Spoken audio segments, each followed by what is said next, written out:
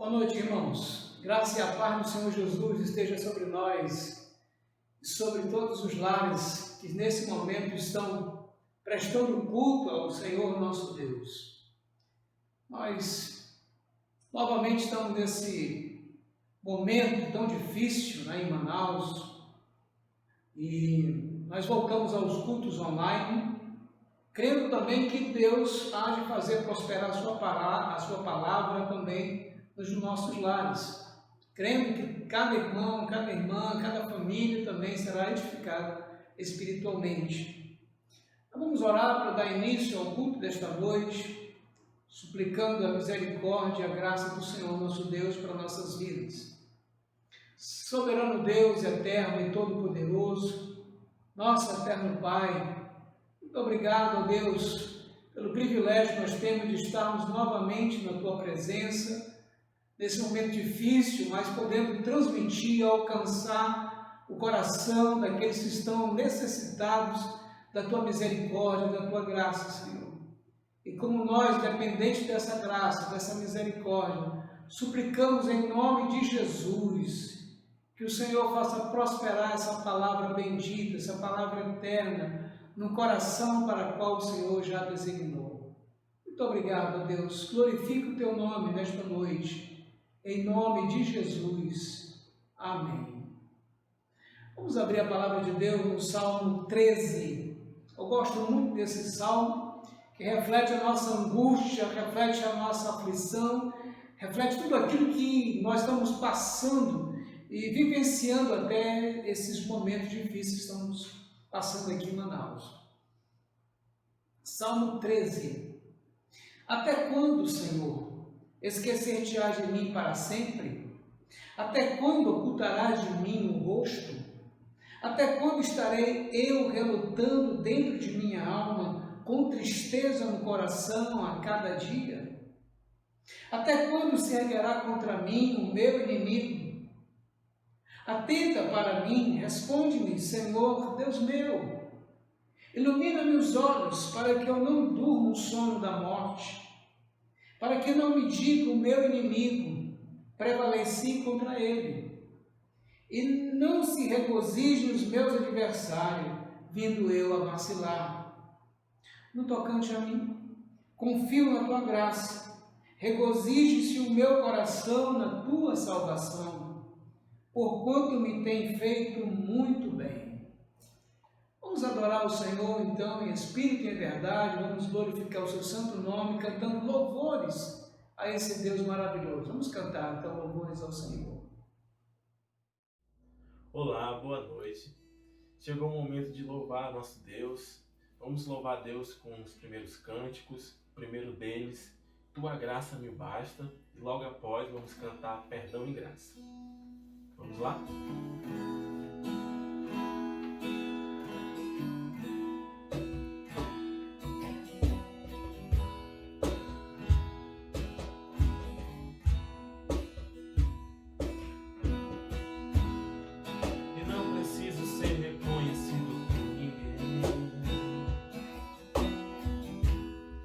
A minha glória é fazer com que conheçam a Ti, e que diminua eu, para que Tu cresça, Senhor, mais e mais. E como os serafins que cobrem o rosto ante a Ti,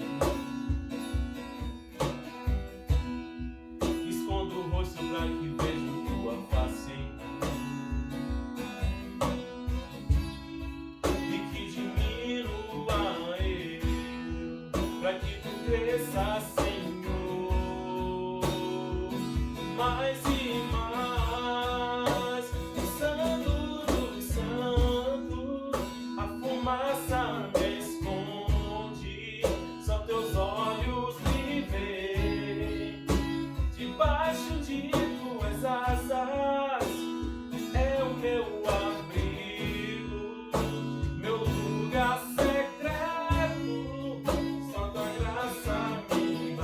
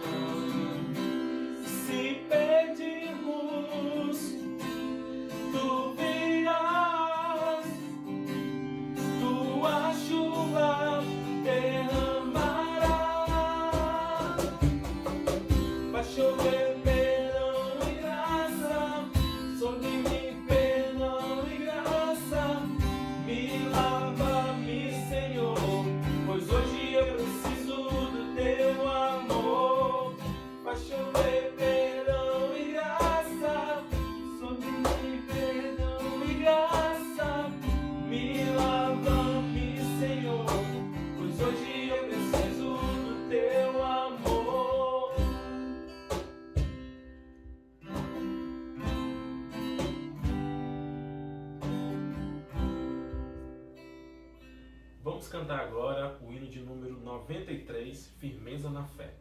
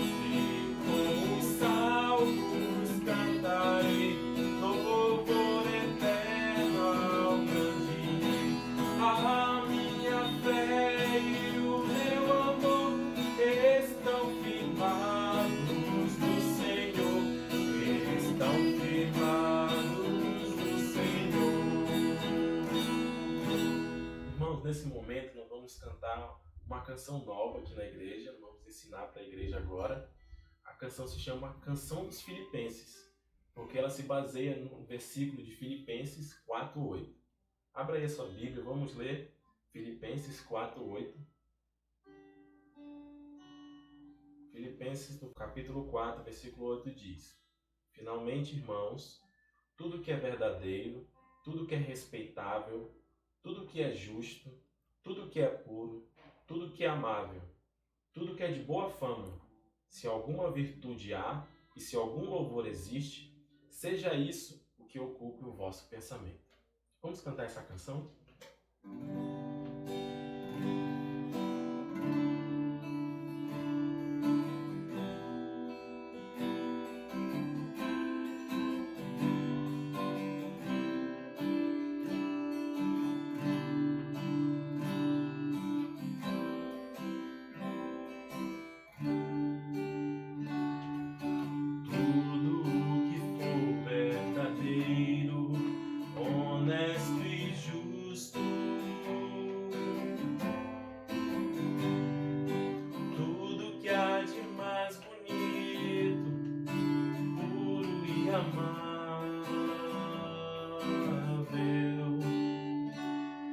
Se houver algum louvor, se houver virtude,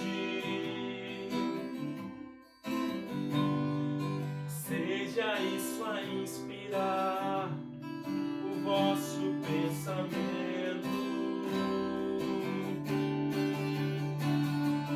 para que não haja em nós temor diante do que há de vir. Antes de tudo, lembramos, diante de Deus nossas vidas estão, e assim não haja em nós temor diante do que há de vir, e a paz que só Deus nos pode dar, sempre há de nos guardar em Cristo Jesus.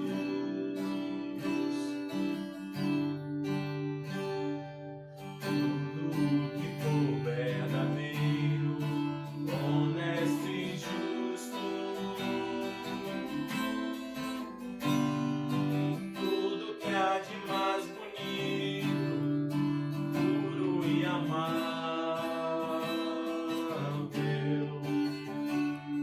se houver algum louvor, se houver virtude,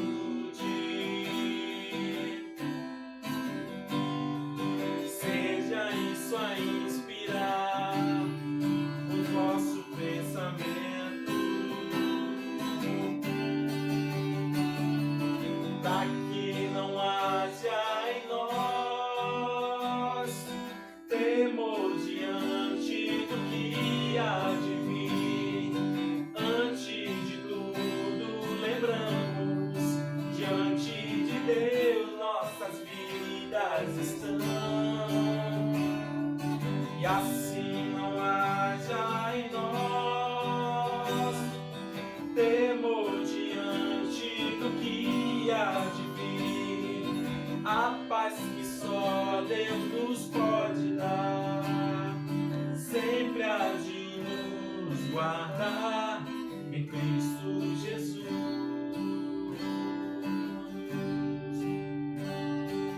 Sempre há de nos guardar em Cristo Jesus.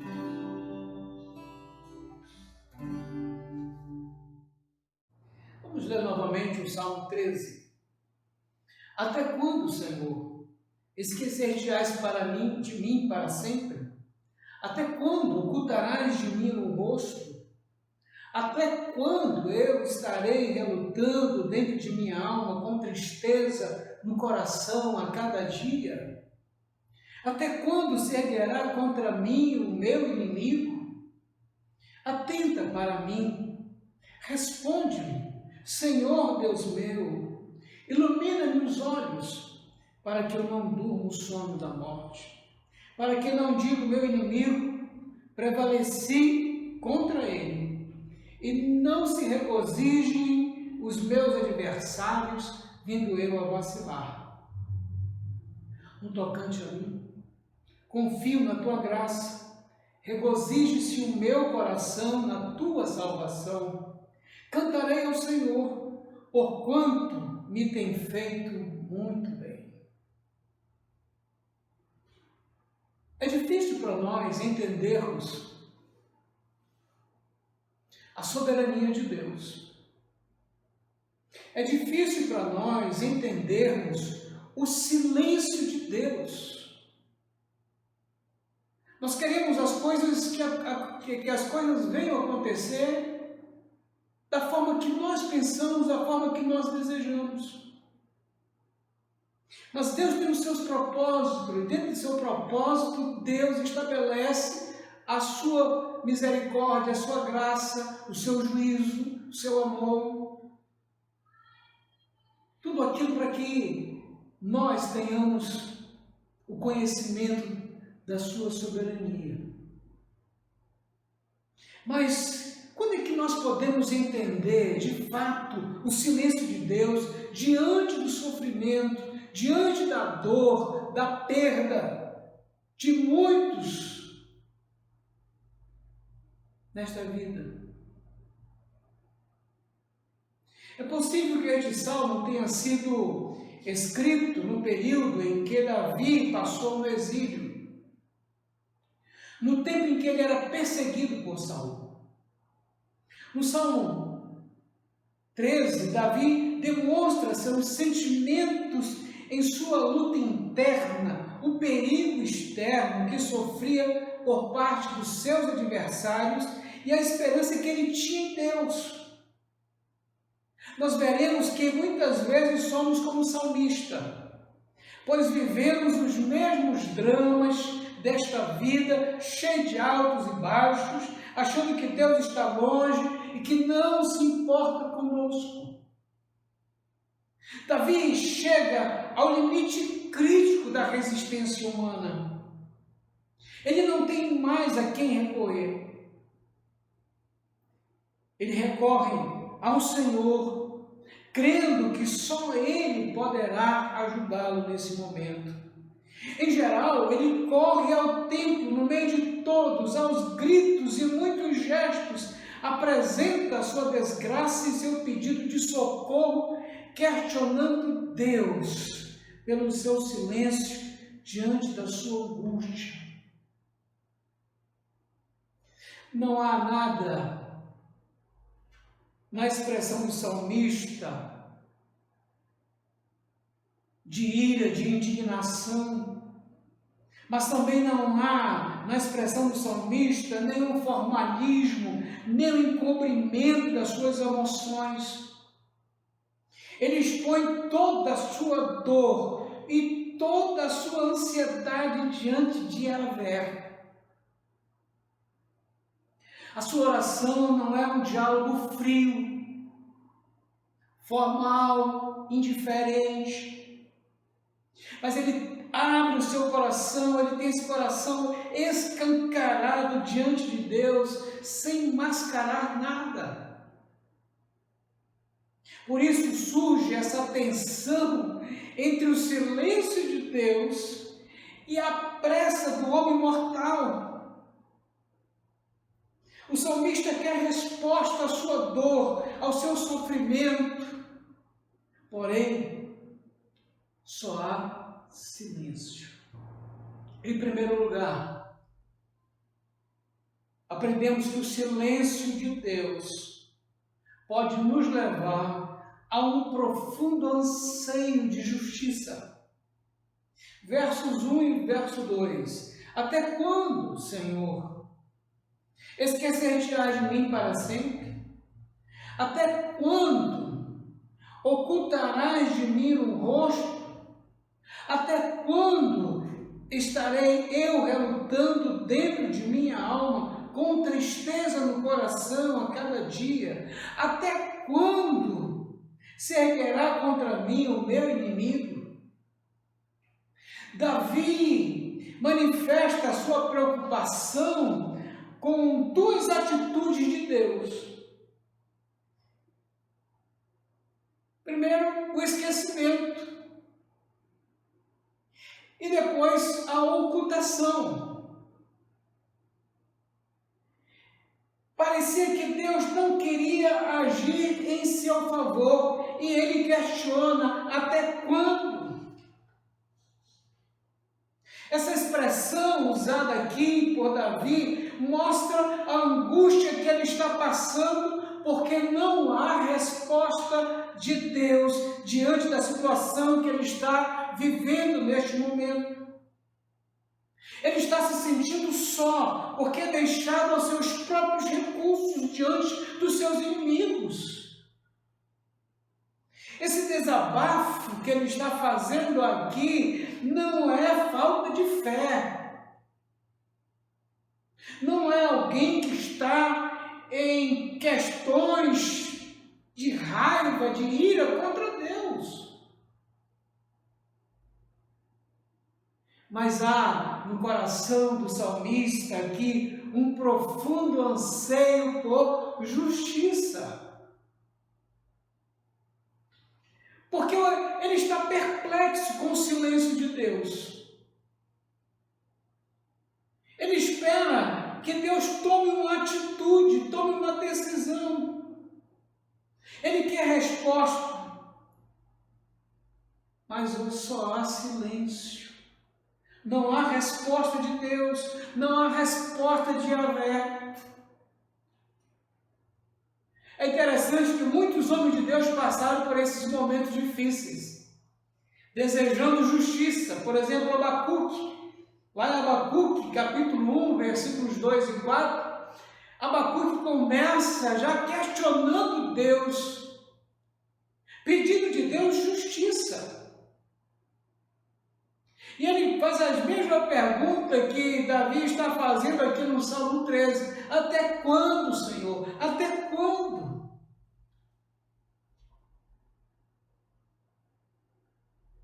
Você quer resposta de Deus? Você quer que Deus venha agir de fato e de verdade diante daquilo que está afligindo o seu coração?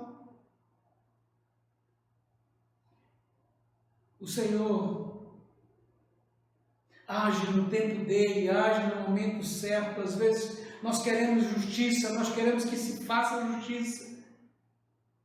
E parece que Deus está tão longe, tão distante. Queremos respostas imediatas. E não há respostas imediatas em vários momentos da nossa vida. Deus pode responder imediatamente, mas Deus pode ficar em silêncio para ver o que está passando de fato no nosso coração. O Senhor Jesus nos ensina no Sermão do Monte, lá em Mateus, capítulo 5, versículo 6, que nós, como bem-aventurados, nós temos que ter fome e sede de justiça. Esse ter fome e sede de justiça é algo que deve estar dentro do nosso coração. É preciso ter uma fome e sede de justiça que jamais possam ser reprimidas ou sustadas. Que não procurem nada e não se importem com nada, a não ser com a realização e a manutenção daquilo que é justo e agradável diante de Deus. Não é pecado, irmãos, nós clamarmos por justiça. Nós vivemos num mundo onde as pessoas, onde a nossa sociedade, onde os nossos governantes são injustos. A própria palavra de Deus diz lá em Isaías que a nossa justiça diante dos olhos de Deus é como um trapo de imundície.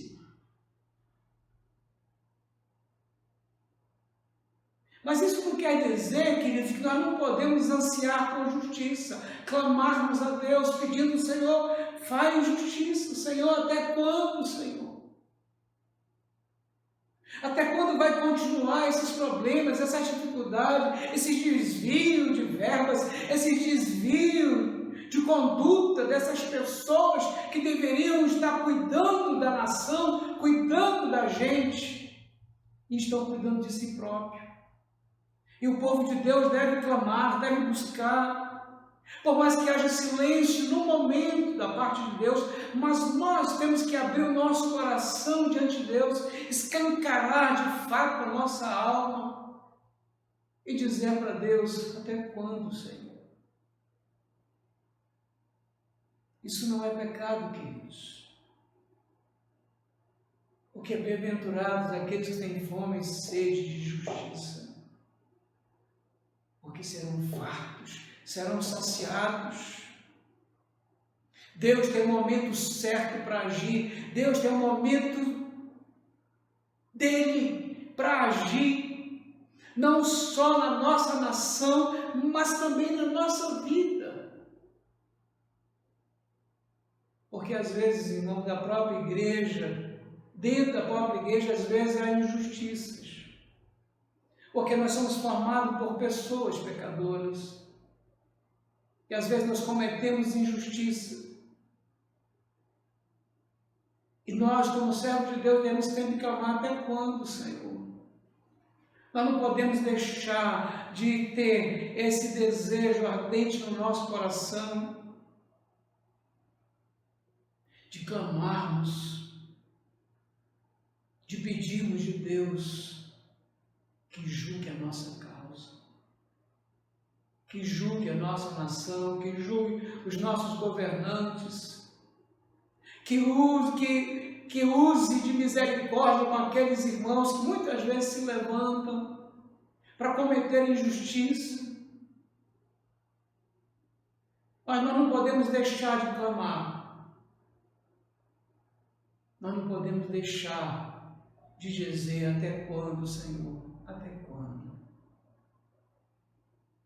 Davi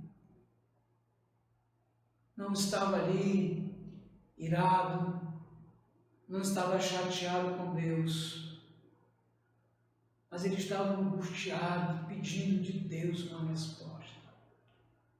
Talvez você esteja também vivendo esse momento difícil, querendo uma resposta de Deus e não há. Mas Deus tem o seu momento certo para agir com justiça no meio do seu povo.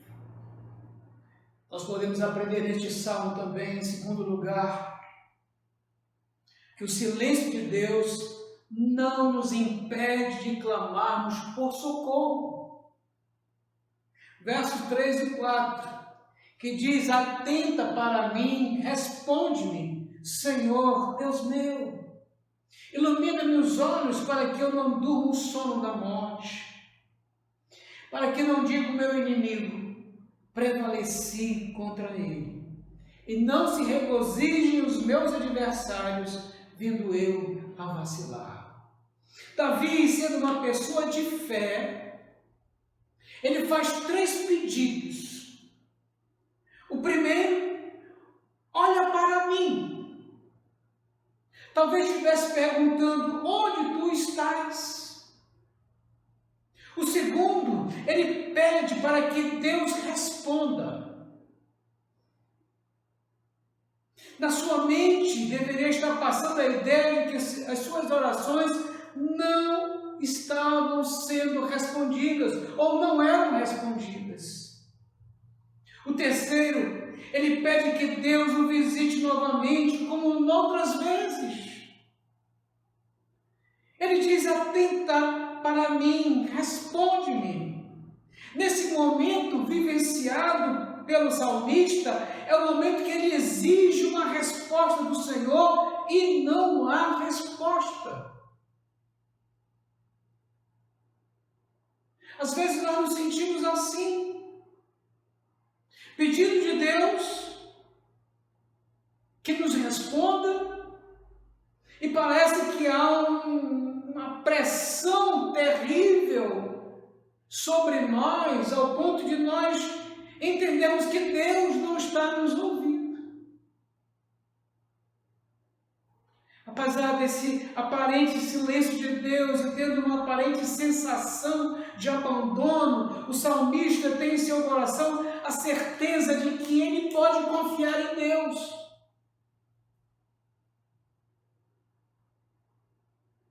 Ele sabe que Deus pode responder.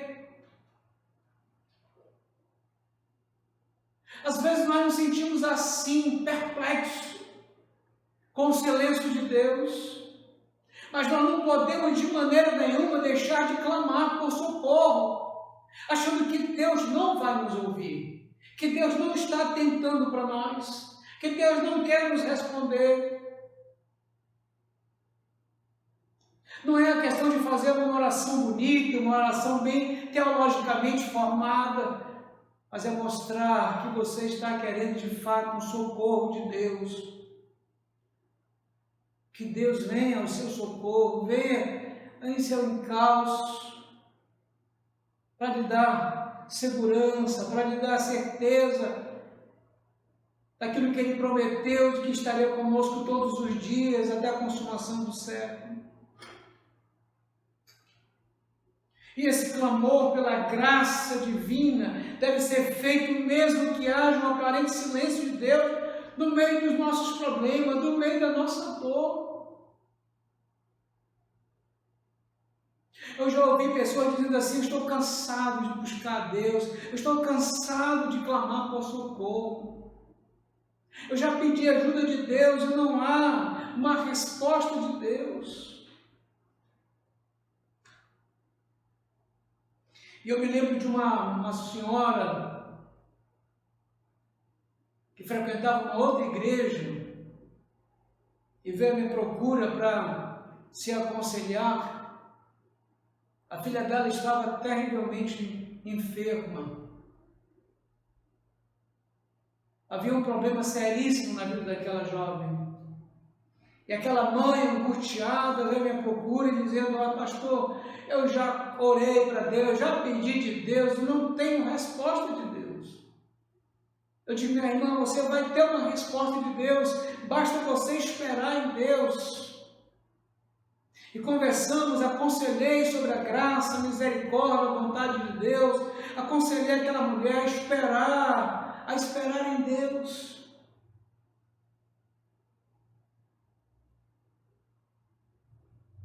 E depois de um tempo, depois de alguns meses, ela me procurou novamente. Ela não me procurou, mas eu a vi, conversei com ela, disse: aí, como é que está a sua filha? Disse: pastor, ela está ótima. Eu digo: glória a Deus. Que bom, né? Deus sempre tem uma resposta no tempo dele. Ela disse: não, pastor, é que eu esperei muito a resposta de Deus e não houve a resposta de Deus. E a primeira coisa que eu pude fazer em favor da minha filha foi levar no terreiro de macumba para que ela pudesse ser curada, e ela foi curada. Eu fiquei perplexo com aquilo. Digo: meu Deus, o que está acontecendo, Senhor? Que coisa terrível! Se Deus não respondeu, então eu vou levar para o Satanás para que ele resolva o problema. Muitos chegam ao extremo do seu desespero, porque o silêncio de Deus incomoda aqueles que têm pressa, aqueles que estão angustiados, aqueles que querem resposta imediata.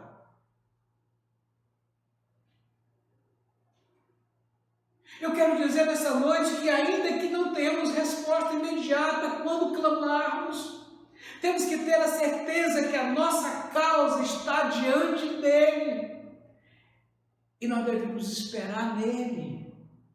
É isso que diz lá em Jó, capítulo 35, versículo 14. Espere em Deus. A minha causa está diante dele, espera nele. Por isso, espera nele. O silêncio pode nos levar ao desespero. O silêncio pode levar as pessoas ao suicídio, a entregar os seus próprios filhos a Satanás. Se não tiver a confiança no Senhor, o desespero tomará conta do nosso coração. O salmista diz: atenta para mim, responde-me, ilumina-me os olhos. Atenta para mim, responde. Ele há de responder. Deus sempre responde a oração dos seus filhos. Eu vejo aqui em Manaus, esses últimos dias, um total desespero de algumas pessoas. E algumas pessoas chegando comigo: pastor, o que eu faço, pastor? Eu estou desesperado. Eu digo: calma, espera em Deus, vamos orar. Aqui no nosso gabinete nós temos tido aquela alegria de ter alguns irmãos aqui, sozinhos, nós orarmos, dizendo: ó irmão, espera, Deus tem uma resposta. E depois me manda um vídeo dizendo: olha pastor, Deus respondeu às nossas orações. Louvado seja o nome do Senhor. Deus tem respondido às nossas orações. Quando nós clamamos por socorro, Deus estará sempre estendendo a sua bondosa mão, derramando a sua graça, a sua misericórdia sobre nós e nos dando a paz, nos dando a alegria de vermos que Deus tem o momento certo para nos responder. Não se desespere, não perca o controle da sua vida. É comum, já está um jargão, no meio do povo de Deus, dizendo: olha, Deus está no controle de tudo. E a gente sabe que Deus está no controle de tudo, o problema somos nós, a nossa pressa.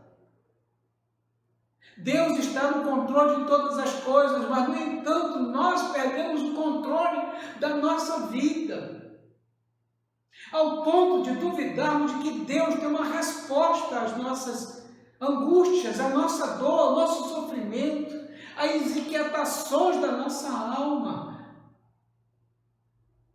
Espera nele. O Salmo 40, no verso 1, diz: esperei confiantemente pelo Senhor, e ele se inclinou para mim e me ouviu quando eu clamei por socorro. Livrou-me de um poço de lama, de um tremedal de lama. Me tirou desse poço e me pôs os meus pés sobre a rocha e me firmou os passos. O salmista sabia que Deus tinha uma resposta para ele, mas é preciso esperar. Talvez Deus responda imediatamente, mas talvez no seu silêncio Deus já está falando ao seu coração que deve esperar nele. Toda a palavra de Deus mostra que Deus está no controle de todas as coisas. Nós é que perdemos o controle das coisas. Mas eu posso olhar para aqueles 400 anos de silêncio, de Malaquias até Mateus, quando nós temos assim, aquele 400 anos de silêncio, aquela página em branco na Bíblia que simboliza, ou que significa os 400 anos de silêncio. Quando nós passamos para Mateus, nós podemos ver a graça de Deus se manifestando de uma maneira poderosa. Talvez o seu povo estava angustiado, querendo uma resposta de Deus, e durante 400 anos Deus não falou com o seu povo. Mas teve na plenitude do tempo, Deus, na sua misericórdia, no seu infinito amor, Deus manifestou a sua graça, trazendo luz às trevas da humanidade. Resplandeceu a luz no meio das trevas. Nós que andávamos no caminho da morte, nós que andávamos no vale da morte, vivíamos nas trevas terríveis, mas Deus fez resplandecer a luz. Jesus. Espere em Jesus. Não se desespere. Não corra para um lado e para o outro desesperado, dizendo que Deus não se importa com você, porque Deus se importa com você. Deus vai sempre estar no controle de todas as coisas, porque Ele é soberano, Ele é Senhor. Esse é o nosso Deus, e nós devemos confiar nele, esperar nele, porque sempre terá uma resposta ao nosso socorro.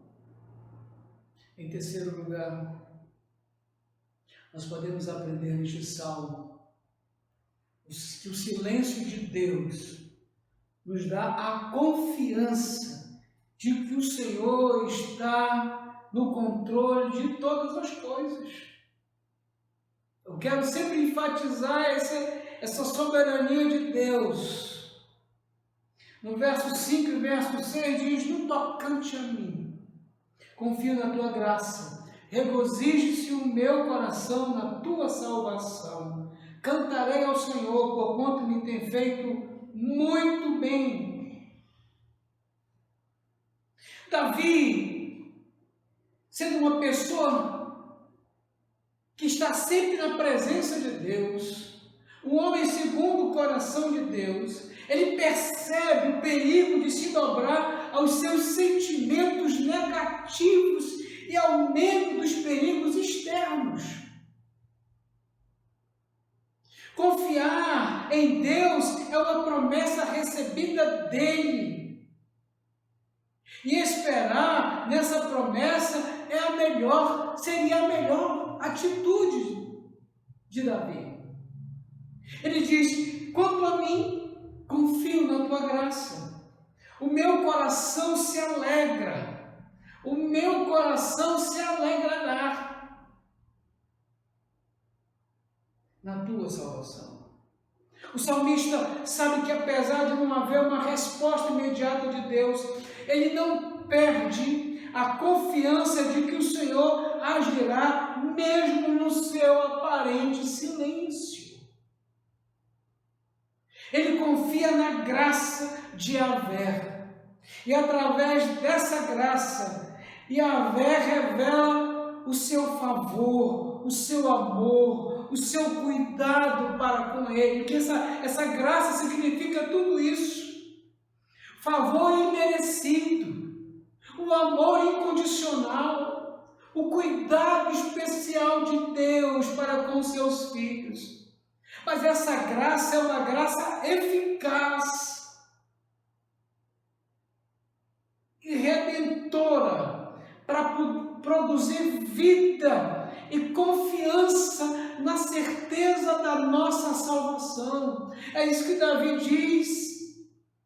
No tocante a mim, confio na tua graça, regozijo-se o meu coração na tua salvação. Com isso, Davi espera que Deus use de bondade com ele, use de misericórdia com ele, porque essa graça nos torna esse homem de Deus grato.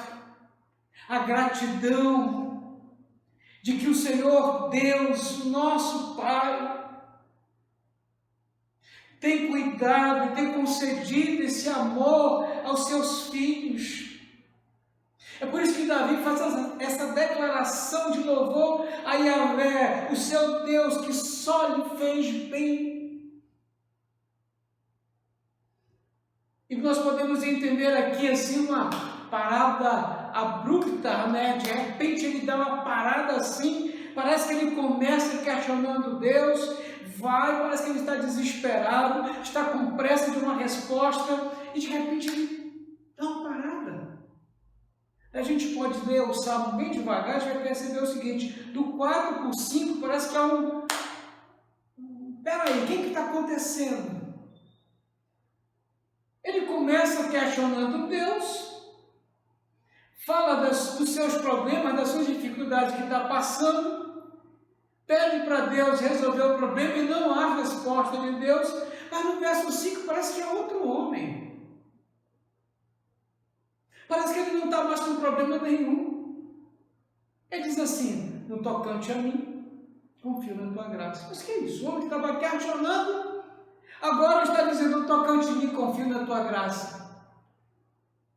Observe bem que o coração desse homem, antes sede de preocupações e questionamento, agora ele demonstra uma total confiança naquele que é soberano e sábio em todas as suas promessas. É como se ele estivesse dizendo assim: espera aí, o que está acontecendo? Espera aí, te aquieta.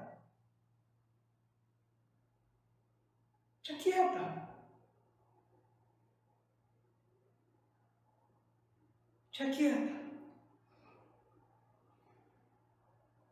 Talvez dizendo para si mesmo, peraí, que é isso? O que está acontecendo comigo? Por que eu estou com essa pressa? Porque eu confio na graça de Deus. Talvez seja o momento de nós pararmos um pouquinho e vermos isso, irmãos, a graça. No meio de tanta desgraça, no meio de tanta morte, no meio de tanto sofrimento, no meio de tanta agonia, de tanta dor, de tantas perdas de parentes, de amigos, de irmãos. E às vezes nós temos que nos aquietar um pouquinho, mas espera aí, por que eu estou revoltado contra Deus? Por que eu estou questionando Deus? Por que eu estou aborrecido com Deus? Porque não atendeu as minhas orações nesses momentos de angústia, nesses momentos de sofrimento, nesse momento de falta de paz. É bom nós pararmos um pouquinho e pensarmos, espera aí, que negócio é esse? Deixa eu aquietar aqui minha alma. E às vezes nós temos que deixar aquietar nossa alma e lembrarmos da graça de Deus, da misericórdia de Deus. Deus só tem nos feito bem, queridos. A palavra de Deus diz lá em Romanos, capítulo 8, verso 28, que diz: todas as coisas cooperam para o bem daqueles que amam a Deus, daqueles que são chamados segundo o seu propósito. Aquietai-vos e saber que eu sou Deus, diz o Senhor. Nós temos que nos aquietar, parar de reclamar, parar de declarar, de ordenar e se aquietar, acalmar o nosso coração e dizer: eu confio na tua graça, eu confio no teu amor, eu confio no teu cuidado.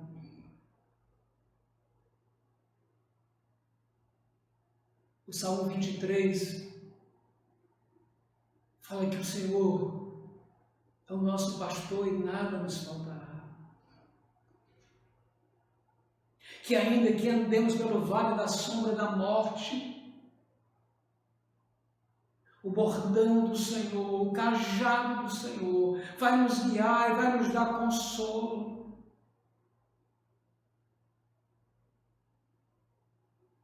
Lá no capítulo 14 do Evangelho de João, quando os discípulos estão ali perturbados com a partida do Senhor Jesus, com a sua iminente partida, ele diz: olha, eu vou para o Pai. E aqueles discípulos ficam perturbados, turbados em seus corações, angustiados, porque o seu mestre está dizendo que vai embora. E ele diz, em resposta à angústia do coração daqueles discípulos, dizendo: acalma o coração de vocês, acalma. Ele fala palavras assim tão maravilhosas que parecem traz uma paz para aquele discípulo.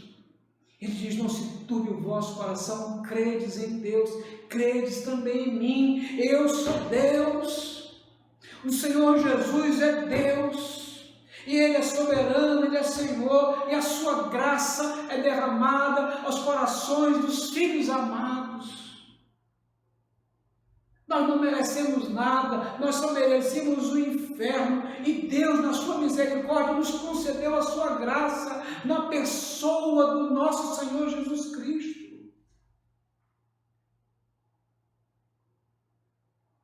E é necessário que nós venhamos a pensar nisso, a olharmos para a graça, deixarmos de olhar para a desgraça e olharmos para a graça. Porque se nós olharmos apenas as circunstâncias, nós vamos ficar perturbados, angustiados. Quem sabe até desistir dos caminhos do Senhor, porque Deus levou fulano, Deus levou minha mãe, Deus levou meu pai, Deus levou meus irmãos, Deus levou minha família. Deus tem um propósito em tudo isso, queridos. Aquieta o teu coração. Lá no livro de Lamentações, no capítulo 1, 2 e 3, é interessante como Jeremias, chora diante de uma cidade ali arruinada, destruída. E tem um momento que Jeremias, ele olha para dentro de si, lá em Lamentações, no capítulo 2, ele vê todos esses terrores que se levantaram contra ele, contra tudo aquilo que foi uma desgraça naquela cidade de Jerusalém. No capítulo 3, no verso 21, ele diz: quero trazer à memória o que me pode dar esperança. E aí, no verso 22 ele diz: as misericórdias do Senhor são a causa de não sermos consumidos, porque as suas misericórdias não têm fim, renovam-se cada manhã, grande é a sua fidelidade. Deus é o Senhor absoluto, que derrama a sua graça àqueles que realmente o buscam e esperam nele. Não há outra coisa melhor neste mundo, irmãos, de nós dependermos da graça de Deus e de vivermos e andarmos na graça de Deus. Não há outra coisa melhor e maior do que a nossa salvação. Davi diz: no tocante a mim, confio na tua graça, no teu favor, no teu amor, no teu cuidado. Isso deve alegrar o nosso coração também. Regozije-se, alegre-se o meu coração na tua salvação. Irmãos, nós precisamos entender isso. Que a salvação que o Senhor Deus nos concedeu em Cristo Jesus, nosso Senhor, é maior do que a desgraça. Ou a maior coisa que nós podemos imaginar nessa terra, que nós podemos ter nessa terra. Não há outra coisa melhor do que a nossa salvação. E devemos alegrar na nossa salvação, porque muitos estão morrendo asfixiados. Muitos estão morrendo com essa Covid, sem esperança, sem salvação. Enquanto muitos cristãos estão reclamando da vida,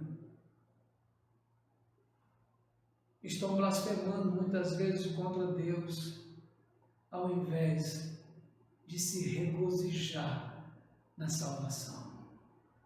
Ainda que nós morramos, nós viveremos eternamente com o Senhor. Ainda que a morte bata no nosso coração, mas devemos nos alegrar, porque a nossa salvação é eterna e ninguém pode nos arrebatar das mãos do Senhor nosso Deus. A salvação é eterna, queridos. Há um certo receio no nosso coração em virtude de todas essas coisas, mas se aquietai-vos e saber que o Senhor é Deus, que o Senhor está no controle de todas as coisas. Se alegre que você é um salvo, que você é um salvo agraciado de uma forma imerecida, agraciado pela salvação. Lá em Romanos capítulo 11, versículo 36 e 33 a 36, né, que diz: ó, a profundidade da riqueza, da sabedoria, do conhecimento de Deus. E o apóstolo Paulo vai discorrendo ali de uma forma tão maravilhosa essa questão tão privilegiada dos servos de Deus, né, que é a soberania de Deus na salvação. Ó, a profundidade da riqueza, tanto da sabedoria como do conhecimento de Deus. Quão insondáveis são os seus juízos, quão inescrutáveis os seus caminhos. Quem, pois, conheceu a mente do Senhor? Ou quem foi o seu conselheiro? Ou quem primeiro deu a ele para que ele venha a ser restituído? Porque dele, e por meio dele, e para ele são todas as coisas. A ele, pois, a glória eternamente. Amém. Devemos nos alegrar, porque a nossa salvação é eterna. Não perca a confiança, querido. Não perca a fé. a sua salvação já está garantida. Descansa na graça do Senhor. E eu quero concluir dizendo que nós devemos aproveitar as oportunidades que nós temos vivido nesses momentos de turbulência no nosso país e principalmente aqui na nossa cidade. Vi pessoas desesperadas, vi pessoas angustiadas, vi pessoas chorando. Foram dias realmente de silêncio pastoral, mas eu estava ali cuidando de algumas pessoas que precisavam do meu cuidado, precisavam ali de alguém que pudesse dizer: olha, Deus está de fato reinando soberanamente e no controle de todas as coisas. Mas nós devemos aproveitar as oportunidades, irmãos, não somente para consolar uns aos outros, mas principalmente para apresentar Jesus a essas pessoas que não têm esperança, que estão morrendo sem esperança, que estão morrendo, que estão perecendo e irão perecer eternamente se não forem avisadas. Como ouvirão se não há quem pregue? E como crerão se não tiver alguém para pregar a palavra de Deus? Creia que você pode ser um instrumento de Deus no meio dessa pandemia, no meio dessas angústias, um canal de bênção para algumas pessoas que precisam do consolo de Deus, que precisam de uma palavra de salvação, que precisam de uma palavra de conforto. E você e eu temos essa palavra, a palavra de conforto. O Senhor nosso Deus nos ensina na sua palavra que devemos consolar uns aos outros, que devemos cuidar uns dos outros, que devemos orar uns pelos outros. Eu me alegro em saber que a SAF está no movimento de oração. Eu me alegro com aqueles irmãos que estão jejuando, que estão orando. Eu me alegro também com aqueles irmãos que estão aproveitando as oportunidades agora para falar do amor de Jesus, pessoas que estavam em completo silêncio, mas agora vê a necessidade de evangelizar. Eu me regozijo, fico alegre quando eu vejo alguma pessoa dizendo: pastor, eu preguei a palavra de Deus e foi consolo para aquela família angustiada. Não são pessoas que estavam esperando pelo pastor, mas pessoas que estavam agindo pela poderosa mão de Deus para transmitir essa graça maravilhosa, essa maravilhosa graça. Que Deus nos abençoe e nos use cada dia mais, não só nesse tempo de crise, só nesse tempo de angústia, mas no tempo também da alegria, no tempo da festa. Vamos falar do amor de Deus, vamos falar do amor de Jesus, vamos mostrar a esse mundo quem é Deus. Que Deus nos abençoe, que o Senhor conforte, console o coração dos angustiados e dê poder e autoridade e o revestimento do Espírito Santo para aqueles que querem ser usados por Ele para glorificar o seu santo e bendito nome. Vamos orar. Senhor nosso Deus, nosso Pai, muito obrigado, ó Deus, porque o Senhor nos dá esse privilégio de estarmos juntos, apesar de virtualmente, mas juntos, unidos na alma. Muito obrigado, Deus. Abençoa cada lar, cada vida. Que o Senhor mesmo faça resplandecer o teu rosto sobre essas famílias angustiadas, sobre esses irmãos que necessitam do revestimento do poder de Deus, da unção de Deus, para transmitir essa palavra, a palavra de vida, a palavra de consolo, a palavra de esperança, a palavra de salvação. Derrama a tua bênção sobre esses filhos, Senhor. Derrama a tua paz sobre nós, em nome do nome que está acima de todos os nomes, o nome eterno do nosso eterno Salvador, do nosso Redentor, o Senhor Jesus. É neste nome que eu faço essa oração. Amém. Que Deus nos abençoe, irmãos. Participe da Escola Bíblica Dominical às 9 horas. Os presbíteros estarão ministrando a palavra de Deus. E os cultos às 19 horas, todo domingo. Que Deus nos abençoe e que Deus faça prosperar de fato essas palavras que serão pregadas esses dias para a edificação da igreja do Senhor. Que Deus nos abençoe.